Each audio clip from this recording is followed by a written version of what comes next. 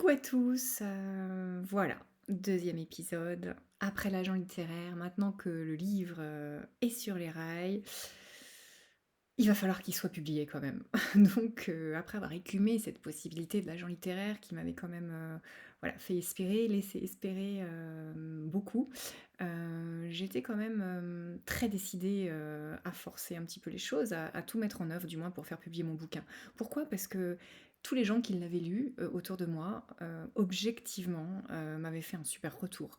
En fait, je pense que ça c'est le nerf de la guerre en fait pour se battre, c'est quand on croit en ce qu'on a écrit. Bon, ça doit certainement être le cas de tous les écrivains quasiment, mais le feu, la passion, l'idée que son livre fait du bien aux gens, j'avais plein de retours du style, pendant quelques heures, j'ai oublié mon quotidien, j'avais qu'une envie, c'était reprendre ton bouquin, c'était, voir ce que devenaient les personnages, connaître la suite et vraiment entre-temps, j'ai tout doucement fait lire mon livre à plus de personnes parce que le temps passait et on n'a pas envie d'oublier son bébé.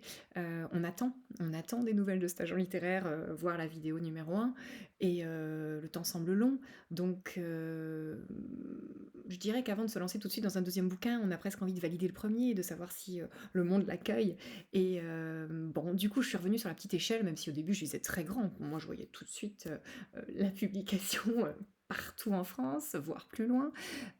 Cette attente m'a un petit peu frustrée, l'attente de la réponse de l'agent littéraire et du coup, j'ai quand même donné pas mal mon bouquin à lire autour de moi et là, ça même si c'était finalement, des proches ou même des moins proches, le retour des gens que j'ai senti, on sent l'émotion quand il y en a une, on sent que ça va au-delà de la politesse et j'ai vu dans les yeux des gens, dans les yeux de certains du moins, l'impatience à lire un deuxième bouquin, oui, l'émotion à avoir lu cette histoire et à s'être, apparenté aux personnages, à avoir vraiment vécu à travers eux et j'ai senti la joie, vraiment dans beaucoup de regards et ça, je crois que ça vienne de milliers de personnes ou ne serait-ce que de 2-3 personnes, c'est pareil.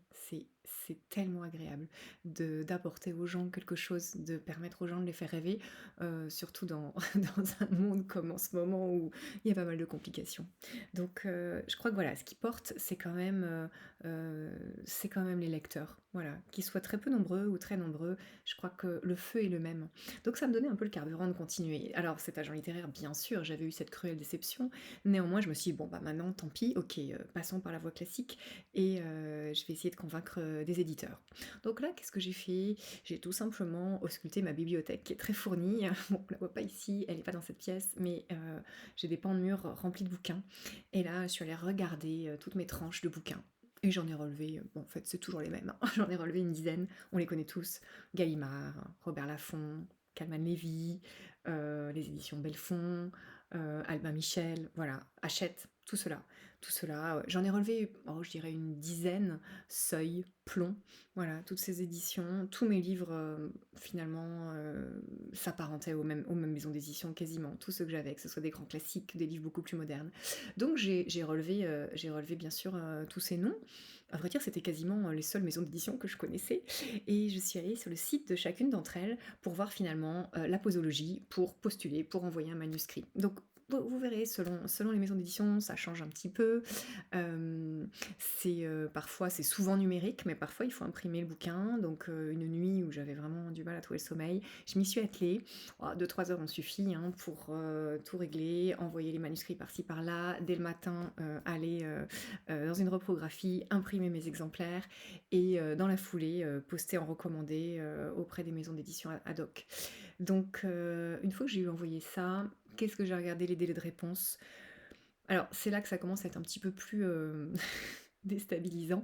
C'est-à-dire que les maisons d'édition n'hésitent pas à nous dire que avec une absence de réponse de leur part, on peut considérer que notre bouquin, n'est pas retenu et que sans réponse de leur part sous 3 à 6 mois, c'est vague, hein, 3 à 6 mois, eh bien, on peut estimer que, il y aura pas de suite qui sera donnée, à notre manuscrit. Alors là, commence une attente, au début, encore une fois, excitée, on vient de faire les démarches, on est à fond dedans, un petit peu comme, après l'agent littéraire.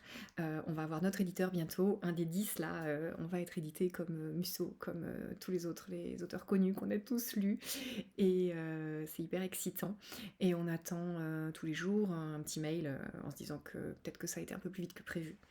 Il se passe rien, rien du tout, c'est le calme plat. Et au bout de 2-3 mois, j'ai dû commencer à avoir quelques noms.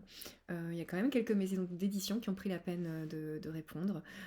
Bon, alors après, c'est vraiment une lettre bateau. C'est vraiment une lettre qui dit juste qu'on ne correspond pas à la sensibilité de la maison d'édition. On n'est même pas sûr qu'en fait, bon, qu'ils aient lu le bouquin, je pense, oui. On n'est pas sûr que le message soit en adéquation avec notre écrit. Je pense que c'est un message standard qui est envoyé aux gens. Bon, c'est déjà mieux que rien. Euh, Après, je me suis un petit peu renseignée, j'ai compris qu'il y avait des comités de lecture, des fois périphériques même aux maisons d'édition, des gens comme nous, des gens un petit peu lambda, qui sont rattachés à des comités de lecture un peu externes et qui connaissent les sensibilités des maisons d'édition, qui les financent et qui donc savent tout de suite si le bouquin est susceptible déjà de plaire. C'est vrai que des fois c'est assez fin, assez délicat. On a écrit un roman, mais il n'est pas forcément dans la veine de ce qu'attend la maison d'édition, de ce qu'elle veut promouvoir à l'heure actuelle.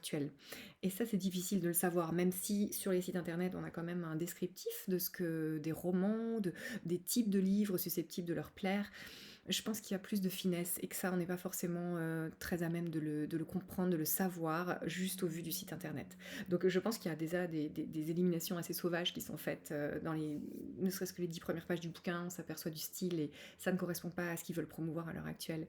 Bon, en tout cas, je tiens à dire que ces envois aux maisons d'édition les plus prestigieuses, les plus connues, sont assez durs parce que il n'y a pas de retour. Je crois qu'il n'y a pas pire que de ne pas avoir de retour, même négatif. On a envie de savoir ce que les gens en ont pensé, on a envie d'avoir une sorte de correction, un peu comme à l'école.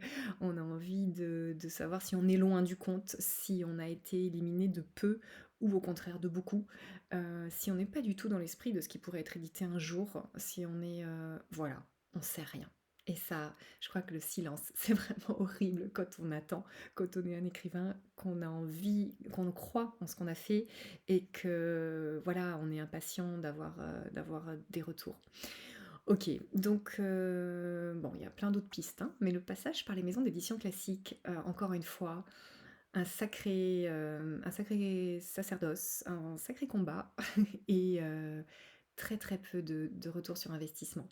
Donc là, j'arrive à peu près au mois de... J'avais postulé en février-mars, après finalement le niet, la non-réponse de l'agent littéraire. Et là, bon, je me suis laissé environ 3-4 mois. En juin, juillet, j'ai compris que il se passerait rien de ce côté-là non plus. Et je pensais, à vrai dire, à ce moment-là, avoir à peu près fait le tour de ce qui se faisait en France. Bon, j'étais loin du compte, il y a plein d'autres choses qu'on peut faire, mais disons qu'à ce moment-là, j'étais vraiment revenue au point zéro. Mon bouquin, ça faisait un an que je l'avais écrit, il avait plu à plusieurs dizaines de personnes, vraiment beaucoup, et je me suis dit qu'en fait, c'était tellement bête que je pense que parfois, honnêtement, il y a des bouquins qui mériteraient tout à fait d'être publiés, qui rencontreraient un lectorat, qu'il y a plein de gens qui ressentiraient beaucoup d'émotions à la lecture de ce bouquin et beaucoup de plaisir. Seulement, ils ne savent pas que ce bouquin existe, ce bouquin n'est pas publié, et le bouquin ne donne rien. Il ne rencontre pas son lectorat alors qu'il le pourrait. Et inversement, je pense qu'il y a des auteurs qui ont prouvé, qui sont publiés, qui ont prouvé avec des super premiers romans et ainsi de suite. Des fois, ils en ont un peu moins bien que les autres, qui trouve quand même le lectorat parce que c'est tel auteur et qu'il a déjà son rail qui est fait, qu'il est déjà connu, que toute la campagne de publicité est faite autour de lui et que quelque part ça marche forcément, ça marche presque forcément. On dit tous souvent, tiens, le livre d'un tel, ça m'a un petit peu déçu, mais bon, c'est un tel, c'est quand même sympa, on passe un bon moment. Si c'était notre premier bouquin, ce livre-là, je suis pas sûre qu'il passe le cut des maisons d'édition. Des fois, je pense que ça se joue à pas grand-chose et ce qui me fait mal au cœur, c'est que je suis vraiment persuadée que, bon, en l'occurrence mon bouquin, mais je pense qu'il y a plein plein de gens qui sont concernés par des super beaux écrits. Comment faire pour passer ce fameux cut, cette fameuse sélection, je dirais qui est à peu près du 1 pour 1000, hein, parmi mille envois, comment faire pour être l'élu qui va être sélectionné, qui va être imprimé, bien qu'il parte de rien, qu'il soit complètement inconnu. Voilà. Donc j'ai pas baissé les bras, mais je suis allée vers toute autre chose. La suite dans la prochaine vidéo.